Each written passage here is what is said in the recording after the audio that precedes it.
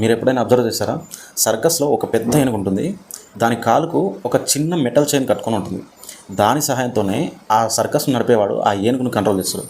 Actually ఆ ఏనుగు సైజుకి అది ఒక్కసారి కాలును ఇలా అంటే చాలు ఆ చైన్ ఊడిపోతుంది. కానీ ఆ ఏనుగు ఆ సర్కస్ నుంచి ఎస్కేప్ కాదు, ఆ చైన్ని బ్రేక్ చేయడానికి కూడా ట్రై చేయదు. ఎందుకు ఇలా అబ్జర్వ్ చేసినట్లయితే ఆ సర్కస్ను నడిపే వాళ్ళు ఆ ఏనుగులు చిన్న సైజులో అంటే పిల్లలుగా ఉన్నప్పుడే వాటి కాళ్ళకు చైన్ వేస్తారు. అప్పుడు ఆ ఏనుగు సైజుకు ఆ చైన్ చాలా పెద్దదిగా అనిపిస్తుంది. అందువల్ల ఆ చైన్ను ఆ ఏనుగు పిల్లలు బ్రేక్ చేయలేవు. అయితే కొన్నేళ్ల పాటు అదే చైన్ అలాగే కంటిన్యూస్గా ఉండడం వల్ల ఎన్నిసార్లు ట్రై చేసినా ఆ చైన్ రాకపోవడం వల్ల ఆ ఏనుగు మైండ్లో ఏమైపోతుందంటే ఇక ఈ చైన్ మనం బ్రేక్ చేయడం వీలు కాదు, మనం వీడు ఏం చెప్తే అది వినడం తప్ప మనకు వేరే రూట్ లేదని మెంటల్గా ఫిక్స్ అయి ఉంటుంది. చిన్నప్పటి నుంచి ఇక ఈ చైన్ నేను బ్రేక్ చేయాలనే భావన తన మైండ్లో బాగా నాటుకుపోవడం వల్ల ఇప్పుడు తను బలంగా ఉన్నా కూడా దాన్ని అది గుర్తించలేకపోయింది. మనం కూడా ఏనుగు లాంటి వాళ్ళమే. ఇన్బిల్ట్గా మనిషికి పుట్టుకతో ఎలాంటి బలహీనతలు ఉండవు.